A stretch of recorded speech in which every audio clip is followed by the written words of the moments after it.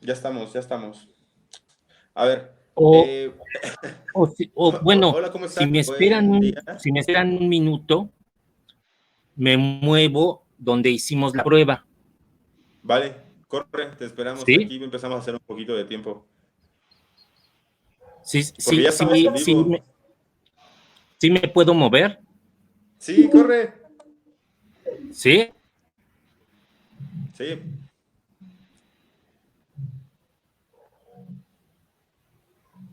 corre, Adrián, muévete. Ok. Mm. Bien, a ver, les voy a pasar a todos los alumnos que están acá, a todas las personas que están aquí, les voy a pasar el enlace en donde lo estamos transmitiendo en Facebook para que ustedes lo puedan copiar en sus grupos de WhatsApp. Muchas personas están intentando entrar a la transmisión, pero ya no pueden entrar a la sala porque, pues al final solamente tiene disponibilidad para 10 personas y ya están los espacios ocupados. Entonces, les voy a pedir por favor que sean un poquito pacientes con esta de la transmisión. Estamos tratando de mejorar la señal con el maestro Isaac, así que no se desesperen. A ver, denme un momento. Les quería copiar el enlace por Facebook, pero no pude. Pero a ver, platiquemos un poco. Hola Yaret, ¿cómo estás? ¿Tú me escuchas bien? Sí, perfecto. Súper. Pues ya nada más que Bien, todo. regrese, estamos con la presentación y todo. Pero igual y podemos ir platicando un poquito acerca de lo que ha pasado en este diplomado sobre pensamiento crítico. Déjenos platicarles un poquito cómo va esto. Nosotros estamos trabajando sobre un diplomado en concreto porque estamos trabajando 10 seminarios diferentes, ¿no? Que tiene que ver con diferentes temas. Y la intención es que justamente una vez que tú tomes todos los temas, entonces puedas constituir algo así como un diploma y entonces obtener esta constancia que se da en el diplomado, ¿no? Tenemos muchos temas y dentro de ellos vamos a trabajar este tema de pensamiento, de escuela de Frankfurt, que tendría que ver con esta escuela alemana, ¿no? Del pensamiento que justamente trata de romper esta inercia normal y común que se venía trabajando sobre el pensamiento científico, podríamos decir una crítica al positivismo y lo que se venía construyendo hasta entonces. Entonces, hay como este seminario en particular que tú lo tomarías, este módulo, perdón, en particular, que tú lo estarías tomando como un seminario, o bien, si te interesa tomar todo el diplomado, pues simplemente es cuestión de que puedas ir a participar en las otras sesiones. Esta en realidad sería la sesión con la que cerramos nuestra semana, nuestra primera semana. Arrancamos el domingo y cerramos el viernes. Solo que hoy hemos tenido más problemas de los usuales con la transmisión, pero no pasa nada, estamos tratando de que esto funcione y si no ya veremos cómo lo recuperamos. Entonces, yo estoy por pasarles el enlace de la transmisión. Yo creo que ya nos pueden ver en Facebook. Ya hay acá 16 personas. Y pues no sé, háblanos un poquito, Yaret. ¿Qué onda? ¿Qué expectativas tienes de este módulo? Eh, bueno, a mi parecer, este es un tema bastante interesante y creo que no nada más para el ámbito filosófico, sino también para las ciencias sociales. Me parece que es pensamiento filosófico un poco actual, aunque sea del siglo pasado, porque pues nos da como diferentes perspectivas desde la filosofía alemana principalmente, después migra esta escuela de Frankfurt a Estados Unidos, pero vemos cómo a partir de eso hay un entramado social y político más allá del pensamiento filosófico que creo que Adrián nos va a explicar más detalladamente. La verdad es que me parece bastante interesante y pues yo tengo muchas expectativas de espero que también les agrade a ustedes. Bueno, las expectativas no suelen ser solamente de los contenidos del seminario, en este caso del seminario sobre la Escuela de Frankfurt. Tenemos expectativas sobre qué es esto y a qué obedece, pero la verdad es que creo que la mayor de las incertidumbres en estos días ha sido la cuestión de la recepción del Internet, porque es un caos y de repente se nos va la luz y de repente se pierde la señal. Hicimos muchas pruebas, pero bueno, en el último momento también puede fallar. Entonces, vamos a echar todas las mejores vibras para poder escuchar al profesor Adrián. Adrián, ¿nos escuchas?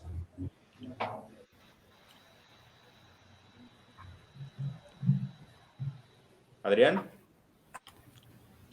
Sí, sí, Gerardo, sí logro escucharlos. Yeah. Perfecto.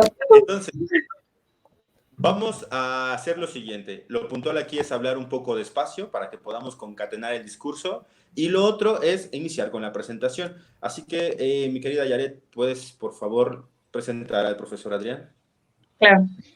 Bueno, pues quien nos va a dar este gran seminario es Adrián Isaac Rojas Pérez, que tiene estudios teológicos con los misioneros javerianos, estudios en filosofía por la UAM y estudios éticos en la UNAM. Es coordinador de la licenciatura en filosofía y del Departamento de Extensión y Vinculación, así como del Departamento de Educación Continua.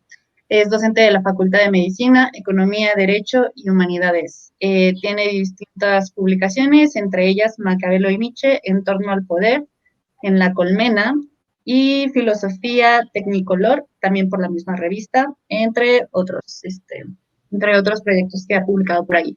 Entonces le cedemos la palabra y vamos a ver de qué va esta pequeña introducción que nos va a dar el día de hoy sobre el curso completo.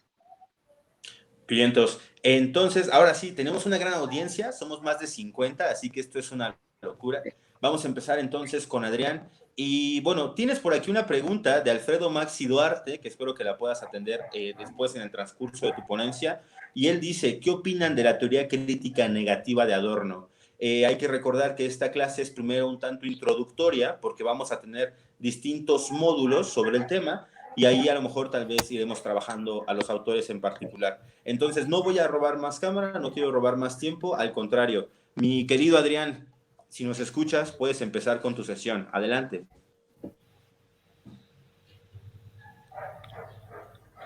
Sí, logro escucharlos. Vale.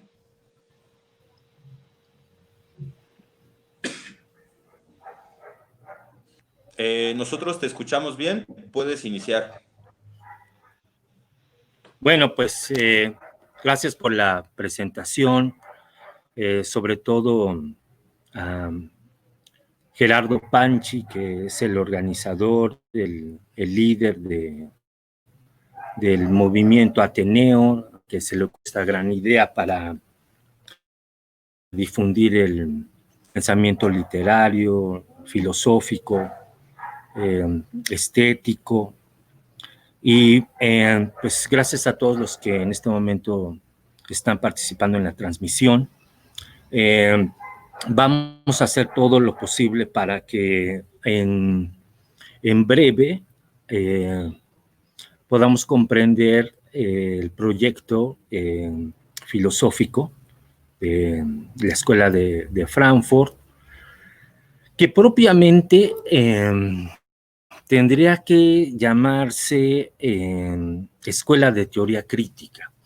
Esto lo voy a explicar más adelante, pero pues necesitamos conocer cuál fue su origen, cuáles fueron, digamos, como las sesiones o ciertos momentos históricos que de alguna manera impactaron a dicha escuela, a esta afamada escuela. Y bueno, esto a partir de esto hay un despliegue de su pensamiento. En 1923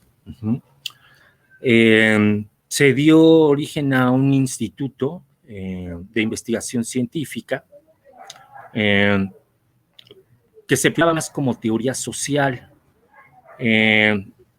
Esta teoría social más adelante va a mutar, va a dar un giro y se va a convertir más adelante en lo que hoy conocemos como teoría crítica.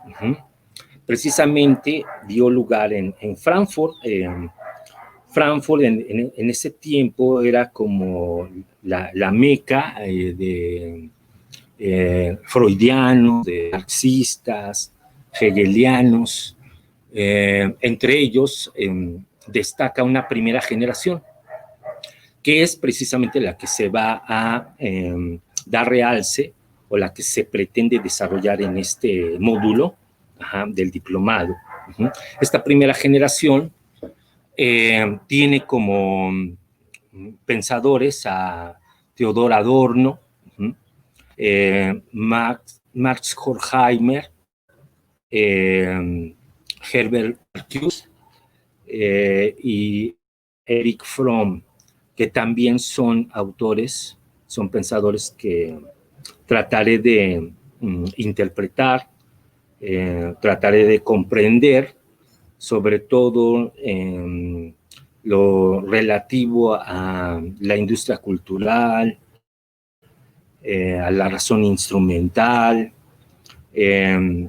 algunos temas un tanto peculiares, como el rock, como este movimiento que hasta cierto punto pues se suponía que era contracultural, pero ahora con lo que vamos a explicar por la industria, bueno, pues es un producto más.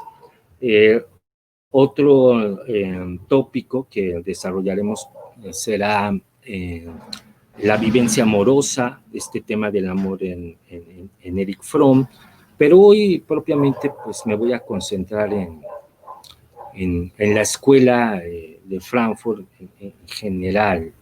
Les comentaba que todo inició como una teoría social que después reflexionó o después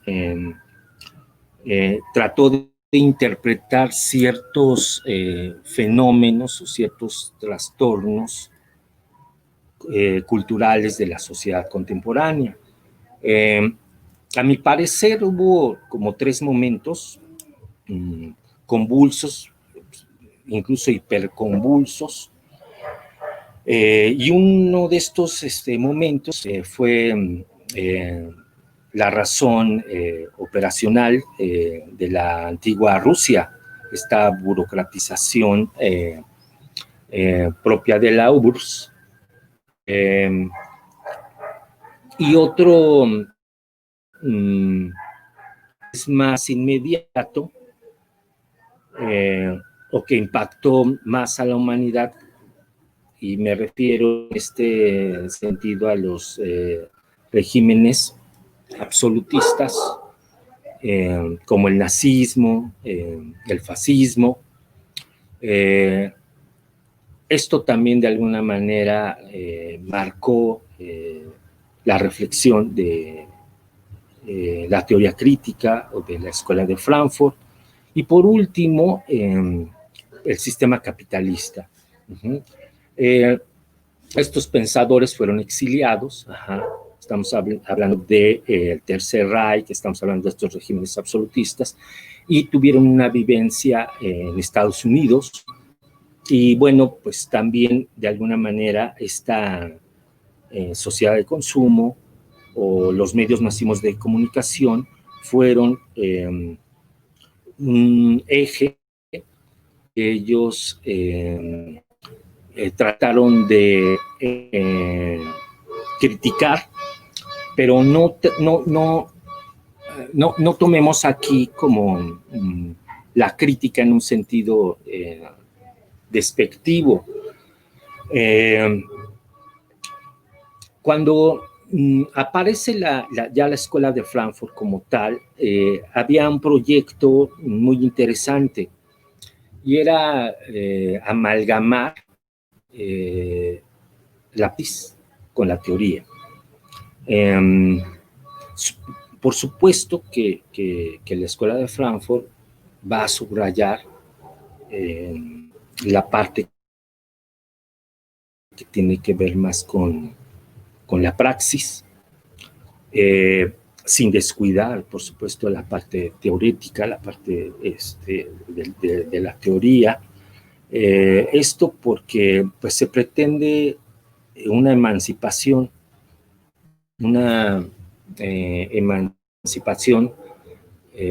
por supuesto, a nivel subjetivo, pero también a nivel social.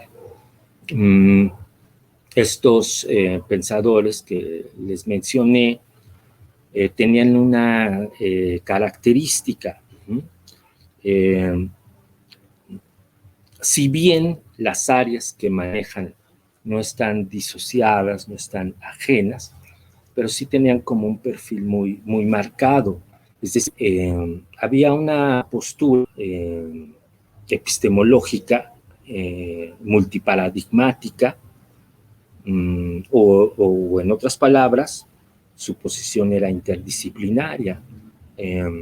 Adorno se abismó bastante en la parte Fromm en el psicoanálisis, Marcuse en la sociología, Horkheimer en la filosofía, y de alguna manera esto da cuenta, ¿no?, de una actitud, es decir, ellos no tenían una mirada unidimensional, sino tenían distintas ópticas, distintas perspectivas. Ante una situación, ante un evento, ante un fenómeno o una especie de trastorno social como puede ser la sociedad de consumo en el sistema capitalista, o el efecto que tienen los medios masivos de comunicación en la sociedad.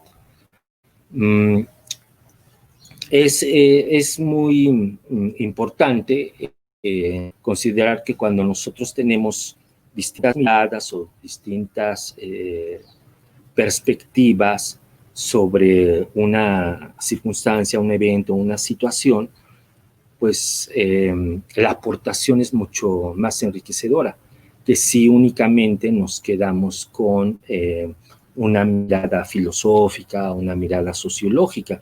Entonces, traten de dimensionar o traten de imaginar cómo estos pensadores, de alguna manera, pues trataban de hacer esta crítica, pero pues de distintas facetas, desde distintos ángulos. En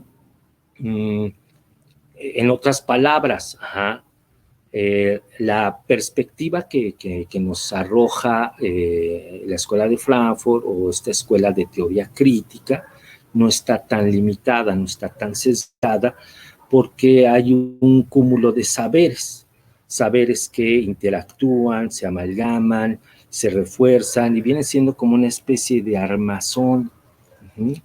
Entonces, esta postura epistemológica, que es, les decía, multiparadigmática, pues viene siendo esta interdisciplinariedad, ¿no?, de la que pues desde hace unos años ha cobrado auge, pero que ya desde ese entonces, bueno, ellos ya estaban preocupados, ¿no?, por este tipo de situaciones a nivel internacional, que afectaban pues la subjetividad de cada uno de nosotros.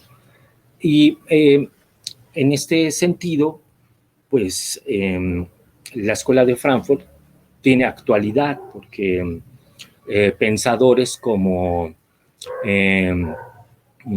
Bourdieu, Pierre Bourdieu o Foucault, los más, digamos, conocidos, pues de alguna manera sí jalan o rehabilitan ciertos elementos filosóficos o se apropian de esta crítica. Algo que también es necesario dar a conocer es que si bien es una mirada interdisciplinaria, no dejan de reconocer ciertas influencias a nivel histórico.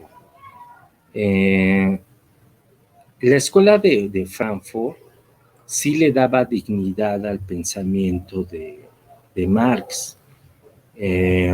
Sí lo considero muy importante.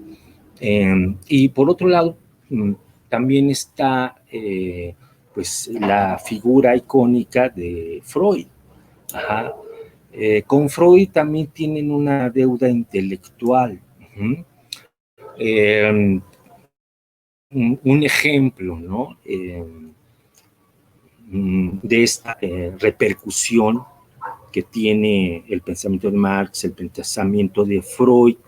Claro, y también Hegel, que tal vez Hegel, a mi consideración, es retomado, pero más por una segunda generación de dicha escuela, donde está presente una figura emblemática como es Habermas y esta teoría de la acción comunicativa, que digo, de la segunda generación, pues es el que más ha llamado la atención, ¿no? En la atmósfera filosófica actual. Tal vez, se corre un riesgo al afirmar que Hegel no tuvo tanto impacto en la primera generación y sí en una segunda. Ya, más adelante, pues, trataré de argumentar el por qué Marx y el por qué Freud sí fueron unos ejes más importantes, ¿no? Que el mismo Hegel. A mi parecer, como que Hegel es retomado o se considera más relevante en la segunda generación que en la primera. Les comentaba que la dignidad que estos pensadores propios de esta afamada escuela a Marx y a Freud es porque hay ciertos conceptos de los cuales ellos no se pueden desembarazar, ¿no? En Marx pues, está precisamente esta postura, pues hay una lucha de clases entre pues, los capitalistas y pues los de abajo. Siempre habrá una tensión, siempre habrá una contradicción. Otro elemento es que un sistema capitalista, pues, siempre estará presente en dicho sistema la explotación. No solamente la explotación del ser humano por el ser humano, sino también pues, la explotación de la naturaleza. De alguna manera, sí, estos pensadores aún escuchan este eco marxista, pero también escuchan a Freud. Freud considera que las enfermedades psicológicas no son meramente biológicas. No se puede considerar que estas enfermedades tengan un origen en el cuerpo, sino que también dichas enfermedades se pueden originar por una capitalista, en el cual pues, no propicia, digamos, la felicidad, sino al contrario, genera una especie de resentimiento, genera una especie de frustración y de amargura con aquellos que no prosperan o aquellos en los cuales pues el sistema en el que se encuentran pues no les ha permitido desplegar su energía y solamente favorece a unos cuantos. Entonces, pensemos en un ser humano estresado, un ser humano frustrado, ¿cómo le hace para filtrar, ¿no? Todos estos estados anímicos en un sistema capitalista donde la riqueza se concentra en muy pocas manos y los demás, pues al parecer, son marginales o los demás son invisibles. Bueno, son aspectos que para la Escuela de Frankfurt son dignos de análisis. Entonces, la figura de Marx y de Freud siempre va a estar presente en estas temáticas que la escuela va a manejar en distintos momentos, ¿no? En una generación y posteriormente en otra. Eh, hay una concepción,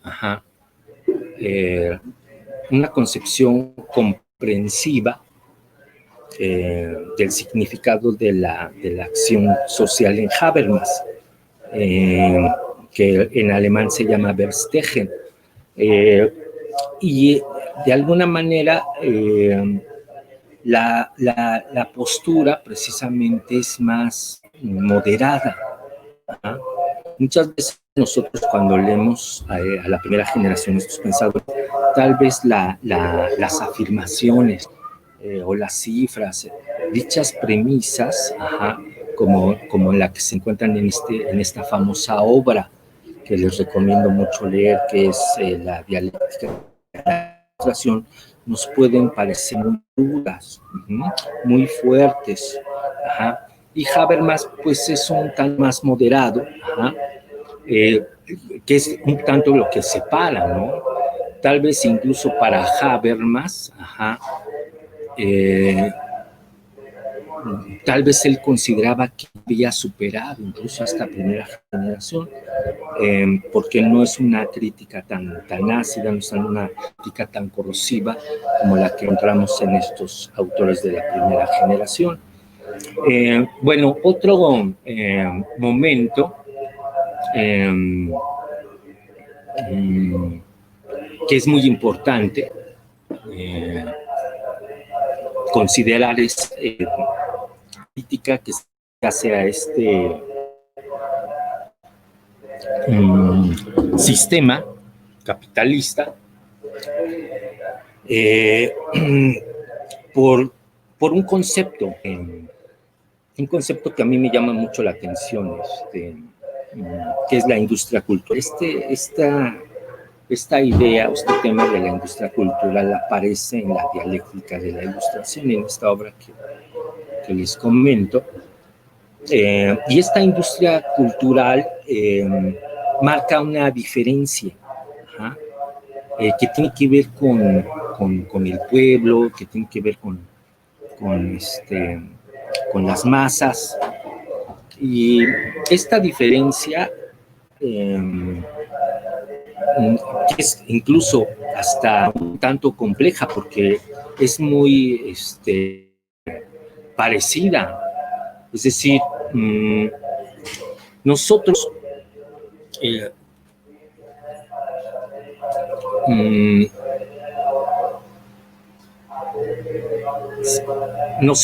por lo general hacemos un paralelismo entre cultura de masas y cultura de las masas. Pero para estos pensadores sí hay una diferencia. Cultura de masas, cultura de las masas, al parecer viene siendo como sinónimo, como si fuera algo muy similar, pero para ellos no. La cultura de las masas es una expresión, una manifestación muy propia de los pueblos. Ahí no hay para la escuela de Frankfurt tanta bronca, no, hay incluso, se puede decir que un respeto por los usos y las costumbres de dicha cultura. Pero sí hay algo que ellos critican y que es precisamente esta idea de industria cultural. Lo que ellos critican es la cultura de masas. La cultura de masas porque es un sistema que manipula, es un sistema que aliena, es un sistema que enajena a los seres humanos. Y hay una idea que la escuela de Frankfurt pues critica insistentemente, ¿no? Este canal de comunicación propio de un sistema capitalista, neoliberal o lo que hoy conocemos como globalización. en donde el emisor es el que nos conduce a ciertos estados, a ciertas ideas, para efecto de manipular nuestra voluntad, para efecto de manipular nuestras actitudes. Por otro lado, tenemos el receptor. El receptor, si no tiene un filtro, si no tiene una crítica en ese sentido, pues se va a apropiar de todo aquello que los medios masivos de comunicación despliegan. Esto que más adelante Foucault desarrollará con más puntualidad. ¿Cómo es que se nos determina nuestra subjetividad? Bueno, hay un recorrido en la Ilustración, porque para esta escuela, esta conciencia capitalista se empieza a gestar ahí, en ese momento histórico. La dialéctica de la Ilustración es una crítica al siglo de las luces, precisamente porque ahí se genera esa conciencia capitalista, digamos que es como el punto donde arranca y ya llega su impacto más adelante. Con el devenir histórico esto se va a ir reforzando, pero donde empieza esta conciencia, al parecer es en este movimiento, ¿no? Ilustrado, y en ese sentido, bueno, en la actualidad nosotros aún tratamos de comprender o tratamos de interpretar cómo se ha venido determinando nuestras actitudes o nuestros deseos, cómo es que esta parte que les decía del emisor nos lleva a manipular o nos lleva a enajenarnos, ¿no? Esta parte de una falsa conciencia, de pensar que realmente yo soy el que elegí o el que o el considerar que ese deseo que yo tengo en realidad es muy, muy particular o que es muy, muy propio. Al parecer no es así. Al parecer se me ha determinado, ¿no? Y los medios masivos de comunicación juegan un papel muy importante. ¿Quiénes en este momento son los poseedores de los medios masivos de comunicación? Pues ahí otra vez trayendo a Marx, pues, la clase capitalista o los dueños del capital son los dueños de estos medios masivos de comunicación, y la idea es que a través de estos medios se manipule a cada uno de nosotros, determinando nuestra subjetividad y actuar sin una reflexión, sin un análisis, actuar sin una crítica. Porque algo también que habría que resaltar es que este sistema capitalista también nos absorbe a una idea de trabajo, pero claro, es una idea de aliado, de hacer, de producir. Es decir, yo tengo un conocimiento, ¿no? Quiero obtener más conocimientos, pero es para únicamente hacer, me estoy refiriendo al trabajo. Y ese trabajo, eso que estoy haciendo, inmediatamente lo voy a relacionar con el tener, con los bienes materiales. Entonces, prácticamente yo estoy estudiando medicina, estoy obteniendo cosas de medicina para aplicarlos, porque solamente a través de su aplicación voy a tener o voy a generar cierta economía. Entonces, esto es algo muy, muy común, que bueno, si yo imparto un curso de ética, pues los estudiantes de ética pues únicamente tal vez estén en pasar la materia, pero no en mejorar su perspectiva, no en ampliar su horizonte en cuanto a valores, en cuanto a una deontología o una axiología. No, simplemente yo quiero llegar a tener un título y si tengo que pasar por esta materia y otras, pues aunque me agraden o aunque de alguna manera no lo lleve a un modo de ser, a un modo de vida, pues esto va a generarme el que una vez que tenga el diploma, pues lo ejerza para obtener un recurso, ¿no? Para pensar únicamente en el tener. Pero no solamente esto, ¿no? También estos medios masivos de comunicación generan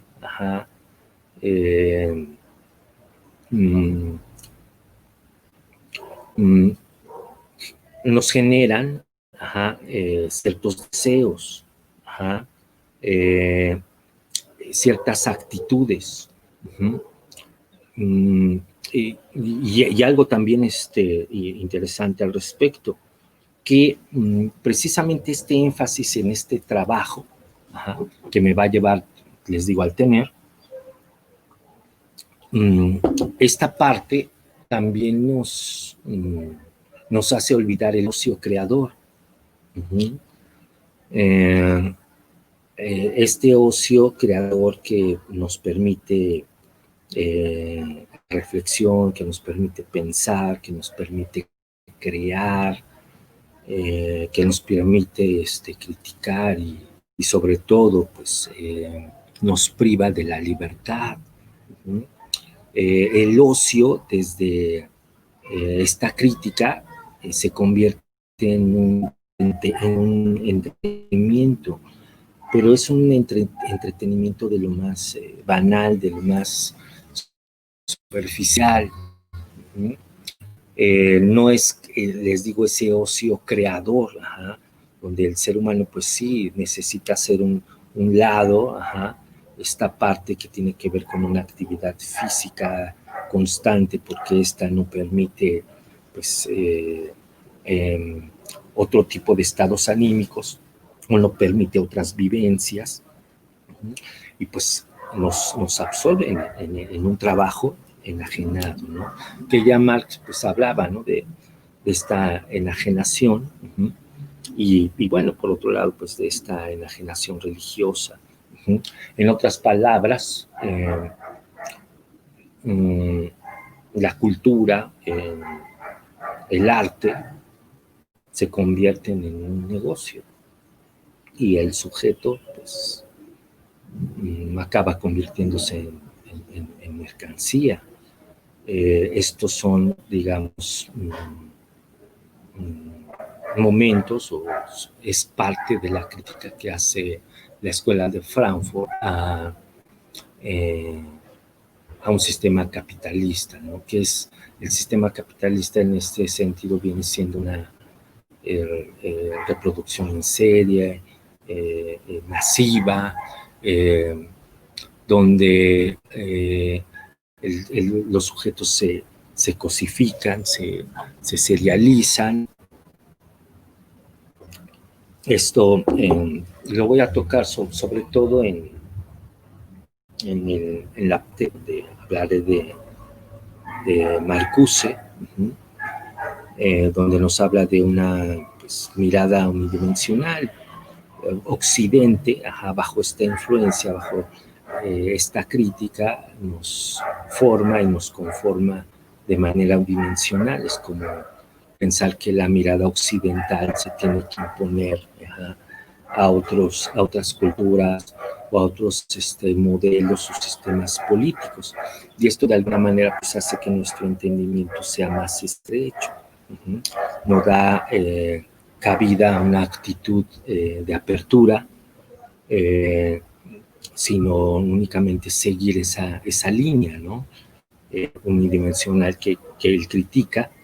Y por otro lado, pues esta idea de cómo los medios masivos de comunicación inciden tanto en nuestra conducta, en nuestro comportamiento, que llevan a necesidades innecesarias. Los medios masivos de comunicación de alguna manera nos revelan o nos muestran que tenemos ciertas necesidades, pero en realidad no hay tales necesidades. Es decir, nos crean como una ilusión, nos crean como la idea de que necesito tener este objeto de deseo, aunque ya tenga 10 objetos similares a este, ¿no? Y esto es parte, pues, de la sociedad de consumo. Nuestra sociedad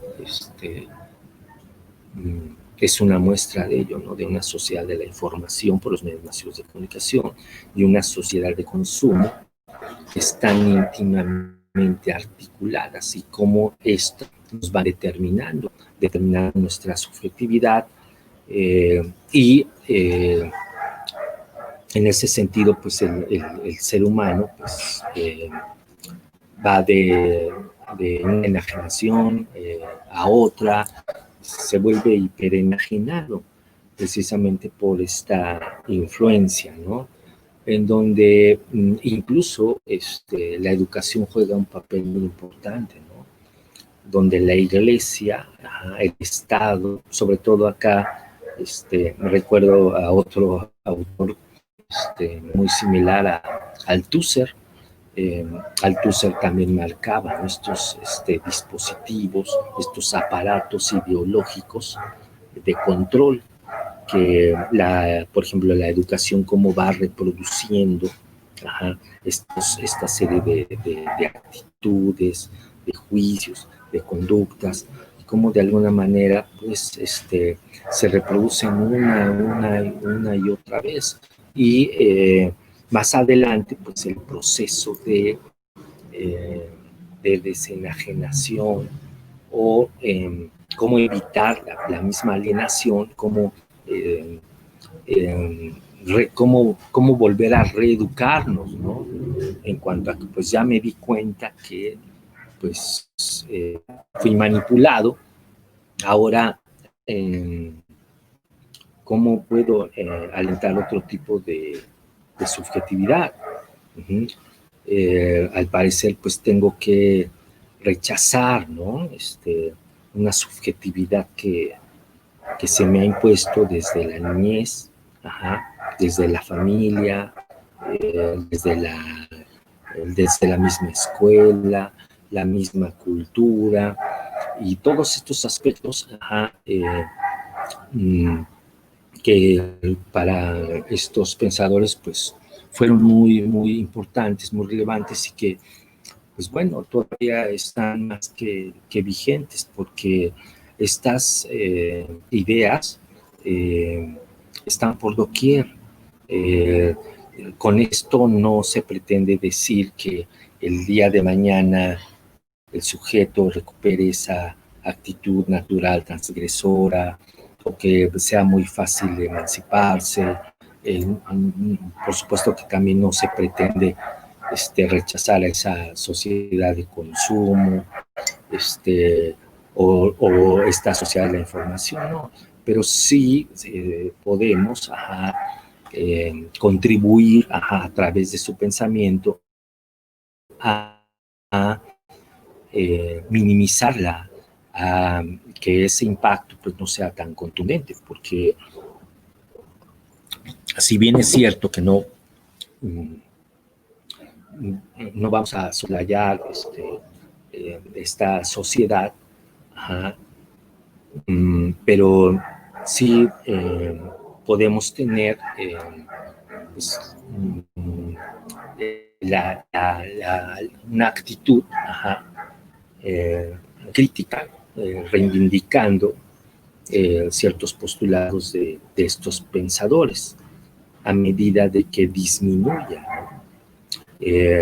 ¿no? Esta escuela también considero a Nietzsche, en cuanto que pues efectivamente hay una moral de rebaño, hay una serie de camellos que únicamente obedecen a un sistema, que están en espera de una carga más, y para ellos es algo muy, muy normal. Pero tiene que haber un momento de crisis, de tensión, para dar el salto a esta figura que Nietzsche llama león, ¿no? De un yo quiero que pues sí quiere conquistar su libertad, su autonomía, su desierto, pero esta transfiguración pues no es fácil, ¿no? El pasar del tú debes al yo quiero, ¿no? De pasar de un estado alienado a la emancipación. Es un proceso, es un proceso que si lo vemos de manera individual, pues sí resultaría imposible. Para mí, esta parte que tiene que ver con una sociedad de consumo puede disminuir, pero siempre y cuando sea más de uno, más de dos, sino que de alguna manera un grupo de gente, una comunidad pudiera impactar o pudiera aportar ciertas ideas, reivindicar ciertas ideas de dicha de escuela a manera de lo que ellos consideraban praxis. De nada sirve la teoría, de nada sirve la información, si de ahí no se pasa a una formación, si de un conocimiento teorético meramente no se pasa a una aplicación. Entonces, esta escuela es lo que buscaba, ¿no? Siguiendo a Marx en la tesis sobre Feuerbach, pues hasta ahora los filósofos lo que han hecho es pues idear, maquinar, reflexionar sobre el mundo. Lo que han hecho es interpretarlo nada más, pero dice más adelante, de lo que se trata es de transformarlo, o sea, de lo que se trata es de una praxis, de una aplicación que se llegue a materializar. Y esto es una de las preocupaciones y uno de los retos que la misma escuela se impone, ¿no? Cómo hacerle ver a la sociedad que está bajo un estado de alienación, que vive bajo una falsa conciencia. En términos generales, esto es lo que vamos a desarrollar, por supuesto que de una manera más puntual. En este momento, pues, hablé de todo y de nada, porque pues, mi idea era pues, una introducción en donde pueda tocar distintos temas o distintas preocupaciones de esta escuela. El próximo viernes, a la misma hora, ya vamos a trabajar con Adorno y Horkheimer, ¿no? Vamos a tratar de comprender su proyecto, sobre todo esta idea de la razón instrumental. Después nos pasamos a Marcuse con estas necesidades innecesarias, con esta temática. Y también de Marcuse vamos a ver cómo el rock ya es parte de esta industria cultural, a pesar de sus propuestas emancipadoras. Llegan a ser parte del mismo sistema. Les decía, el arte, la cultura, desde este ángulo, desde esta perspectiva, pues no son otra cosa que negocios, y el sujeto pues pasa a ser como una mercancía, ¿no? Y al final pues también vamos a interpretar la perspectiva del amor en Fromm, sobre todo en esta obra popular en esta obra llamada El arte de amar. Pues por mi parte en este momento pues sería todo. Quisiera escuchar a Yaret.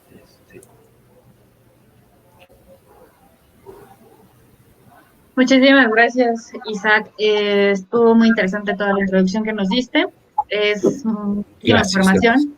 Supongo que por eso este seminario se dividió en varias sesiones, pero para dar una introducción general creo que estuvo bastante completo.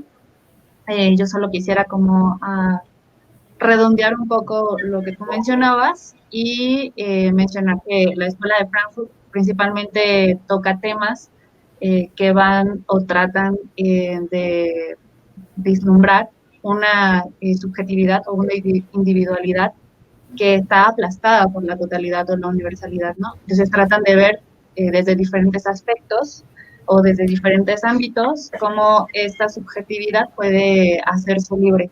Ya desde Hegel, que va en contra de la libertad de Robespierre, Nietzsche, que demuestra, va en contra de las categorías universales de la moral, la conciencia, las buenas costumbres y etc. De Marx, que también habla sobre la alienación y que después Adorno lo va a retomar para hacer una crítica al capitalismo, y cómo también esta postura de Marcuse, también de hacer conscientes a los proletarios o a los obreros de esta condición explotada, ¿no? Y cómo a partir de eso él quiere hacer una transformación social a partir de esta conciencia que se crea, pues, subjetividad, de una subjetividad libre. Yo nada más te voy a hacer una pregunta. Me parece que Horkheimer es director del Instituto de Investigación Social en 1930 y en el 32 funda la revista de investigaciones sociales. Esta, cuando Hitler llega al poder, pues prácticamente la tumba y él alcanza a hacer un vínculo con Suiza, entonces se van para Suiza, pero están buscando otro lugar a donde llevar la revista, piensan en Francia o en Inglaterra, pero pues esto, dado la efervescencia que hay en el momento, no se puede y se van a Estados Unidos. Horkheimer regresa en 1950 a Alemania, junto con, me parece que Adorno y Marcuse, y el resto se queda en Estados Unidos. Pero, ¿cuál sería la importancia que puede traer, no nada más como Alemania, el regreso de este grupo y de este pensamiento a la sociedad, sino también, digamos que al pensamiento universal? Y ya después que, si quieres, empezamos con esa pregunta, después te voy a ir leyendo algunos comentarios y preguntas que hay para que también pues puedan tener voz las personas que nos escriben desde Facebook. Gracias. Y bueno, estos datos pues resultan muy, muy relevantes. Este último, ¿no? Esta parte que tiene que ver con el cambio, casi forzoso de una latitud a otra. Ellos hasta cierto punto vivieron los horrores de este régimen absolutista llamado nazismo. Cuando llegan a Estados Unidos, al parecer no encuentran muchas diferencias. Pareciera ser que, como ellos pensaban, pues hay un fundamentalismo, ¿no? en estas ideas del Tercer Reich, en estas ideas de la supremacía blanca. Pero en Estados Unidos también hay un fundamentalismo, pero es económico. De igual manera, sí, estos discursos hitlerianos o toda esta ideología nazi, cómo se transmitió a los alemanes, y cómo también se transmitió que otra raza era inferior. Bueno, también en Estados Unidos se encuentran pues estas ideologías, estas transmisiones, nada más que pues de alguna manera sí hay un cambio dirigido a un sistema capitalista, pero cuyo fundamento pues es la economía. En ese sentido, las vivencias, los horrores que vivieron en Europa, en Alemania, pues de alguna manera los traen a Estados Unidos, pero con esa mirada pues aportan mucho, hacen una crítica a este sistema capitalista, precisamente por esta alienación, por esta enajenación y su proyecto emancipatorio, ¿no? Por supuesto que toda la gente que vivió en ese contexto alemán, pues estaba también alienada, estaba enajenada, tenía una sola mirada, y bueno, pues ellos cuando están, cuando se encuentran en esta zona geográfica en Estados Unidos, pues ellos de alguna manera consideran, bueno, pues no hay cambios tan relevantes, porque también aquí encontramos esta enajenación. También nosotros encontramos cómo se ha determinado la subjetividad de los individuos, pero desde una perspectiva capitalista o económica. Bueno, vamos a las preguntas que nos pasó el público. Y hay un par de preguntas que voy a apuntar porque quieren que les hables un poco sobre la crítica negativa. Bueno, Adorno, a mi parecer, ¿no? Yo considero que Adorno da más realce a este pensamiento negativo, esta negatividad. En una sociedad como en la que ellos se encontraron, y que también, en la medida en que yo esté tratando de interpretar esta escuela y sus aportaciones, no nos olvidemos de nuestro presente, porque también lo estamos viviendo. Pero yo retomaré un ejemplo, ¿no?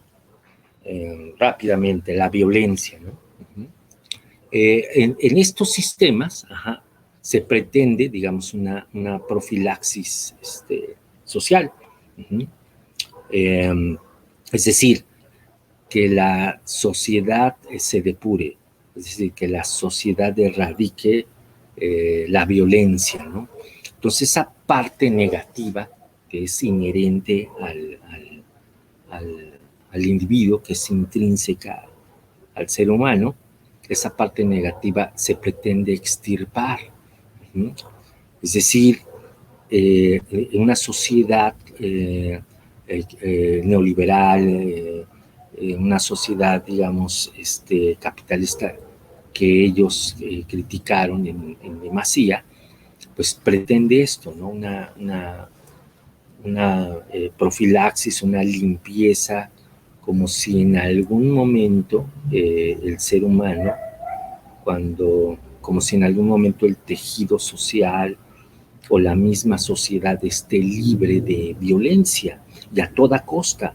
Todos los momentos o los movimientos dionisíacos son censurados. Nuestra cultura es apolínea, en el sentido de que pretende mantener un orden, en el sentido de que cuida mucho las formas, de ser diplomáticamente correcto, de ser un queda bien, pero hay una parte que tiene que ver como esta teoría o esta temática de la sombra de Jung, ¿no?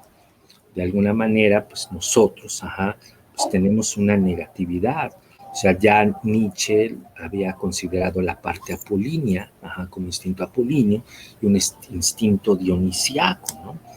El instinto dionisíaco pues viene siendo ese fondo primordial, esa negatividad, pero en la sociedad contemporánea que estos pensadores critican, al parecer cualquier movimiento, cualquier manifestación de negatividad, de éxtasis dionisíaco es censurado. Y lo podemos ver por doquier, ¿no? pues ciertos lugares donde pues evidentemente no hay una libertad como para poder expresarte, como para atreverte a ser lo que eres, porque inmediatamente pues viene la represión, son sistemas represivos que te oprimen y que te reprimen, olvidando esa parte, ¿no? Creo que estos sistemas nunca van a perdonar a Sade, por otro lado, porque pues Sade nos habla, ¿no? de que cuando un ser humano se le oprime y se le reprime, pues más adelante va a buscar la liberación, tarde que temprano va a buscar una línea de fuga, tarde que temprano va a buscar una válvula de escape, porque hay una negatividad, ¿no? Y este término negatividad, pues lo tendríamos que resignificar, porque el mismo sistema en el que nos encontramos, ya valga la redundancia, ya una carga negativa de la negatividad. Es decir, pues es una dialéctica, es una tensión, es una lucha de contrarios. Si estamos hablando de una negatividad es porque también le es inherente o le es intrínseco al ser humano la otra parte. Entonces tiene que entrar en esa pugna, en esa tensión, en esa lucha. De acuerdo a los conceptos nietzscheanos del nacimiento de la tragedia, pues esta tensión entre Apolo y Dioniso, ¿no? Si tú quieres de alguna manera hacer a un lado a Dioniso, pues el día de mañana, pues las manifestaciones de esa negatividad sí van a ser escabrosas, porque tarde que temprano, y ya Freud lo decía, ¿no? Cuando un ser humano no se libera, cuando un ser humano se le reprime, el día de mañana llegará la barbarie, es decir, va a buscar de una u otra forma tener esa salida, ¿no? Tener esa libertad, porque de alguna manera está oprimido. Tal es el caso como pues de un sacerdote, ¿no? Que hace de la sexualidad algo muy, muy negativo y pretende hacerla a un lado, pero a la postre es capaz de violentar a un pequeño. Entonces, pensemos, precisamente por eso, ¿en qué parte del mundo es donde se engendran estos monstruos sociales? Estos asesinos seriales. Pues en Estados Unidos, porque es una sociedad que pretende ese control, ese orden. Les digo, es Apolín. Esto es lo que podría decir al respecto por el momento. Perfecto. Bueno, vamos un poco cortos de tiempo. No sé si hay tiempo para otra pregunta o sí, vamos a hacer una más y te invitamos a que ingreses a la página de Facebook y les contestes a cada quien sus preguntas, porque hay muchísimas y hay unas muy interesantes que me parece que... Cuenta con ello. Está bien. Bueno, haremos una más y con eso cerramos. Andy Hernández pregunta que cuál es la importancia de una reconstrucción de valores para disminuir las patologías del mundo globalizado actual. Perdón, ¿una transmutación? Escuché. Una reconstrucción de valores para disminuir las patologías del mundo globalizado actual. Reconstrucción. Nosotros somos seres axiológicos, es decir, somos seres que constantemente valoramos. Es decir, nosotros no estamos exentos de valorar constantemente. Aquí la situación se presenta cuando estos valores no afirman la vida, no afirman la existencia. Entonces, si hay valores en cada uno de nosotros que no nos ayuden a vivir, si hay valores en este momento que no me ayudan a crecer como personas, habría que eliminarlos. Un ejemplo, ¿no? La iglesia o un sistema eclesiástico le da demasiada preeminencia bueno, ahora ya no tanto, pero en algún momento el confesionario, ajá, estas liturgias sexuales que nos habla Foucault, el confesionario, pues era parte de ese sistema de valores de la iglesia. Pero resulta que realmente ese valor no afirma la vida.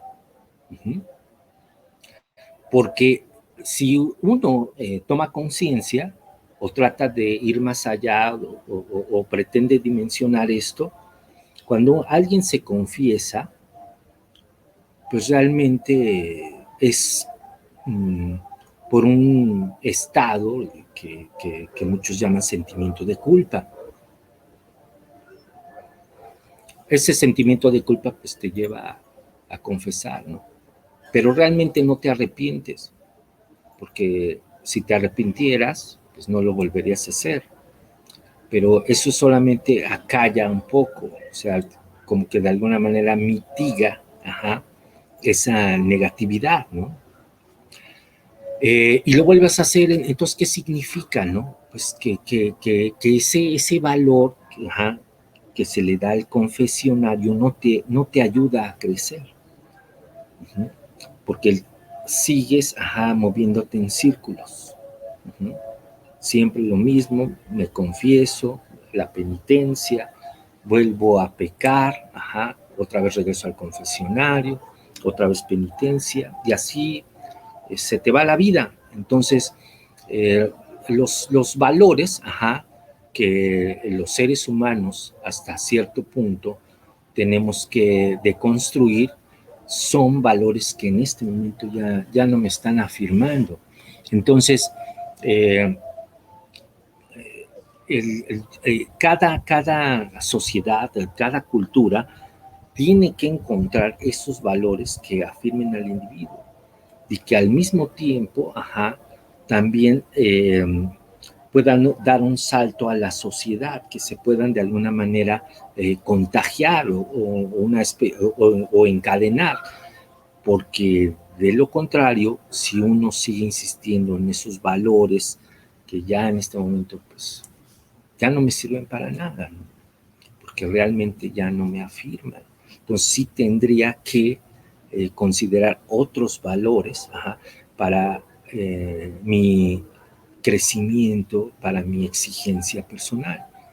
En otras palabras, no habrá valores universales, no habrá nunca valores acabados, a priorísticos, definitivos o acabados, sino constantemente es un crecimiento. Hoy tengo unos valores que me afirman, pero el día de mañana, pues precisamente por el devenir, yo estaré en otra etapa y pues tendré que reivindicar otros valores, porque ya mis circunstancias y mis necesidades son distintas. Y así, de lo particular a lo general, también como sociedad, pues nos tenemos que percatar de que pues, es necesario, no sé, un ejemplo, ¿no? Ser parte o reivindicar esta cultura de género, ¿no? Estos valores que son propios de estas posturas o de estas posiciones feministas. Ya no podemos mantenernos con la misma conducta o las mismas actitudes. Tendríamos que apropiarnos de esos valores que afirmen dicha cultura de género para, pues, aproximarnos a una sociedad pues, más civilizada. Te agradezco muchísimo, Isaac. Realmente tu ponencia estuvo bastante interesante, el seminario arrancó bastante bien. Con esto cerraríamos la introducción de este seminario y los esperamos el próximo viernes a las 6 de la tarde en esta misma página, que es el Ateneo. Si ya no hay ningún comentario más que quieras hacer, pues cerraríamos la sesión. Pues yo te quiero agradecer por la presentación, también por los datos que nos aportaste y por las preguntas que me hiciste y a todos aquellos que en este momento nos observan y que participaron con algunas preguntas, pues se los agradezco mucho por cuestiones de tiempo no fue posible pues desarrollarlas, pero yo ahora sí que haré lo posible por contestar a cada uno de ustedes. Pues muchísimas gracias y que estés muy bien. Nos vemos el próximo viernes.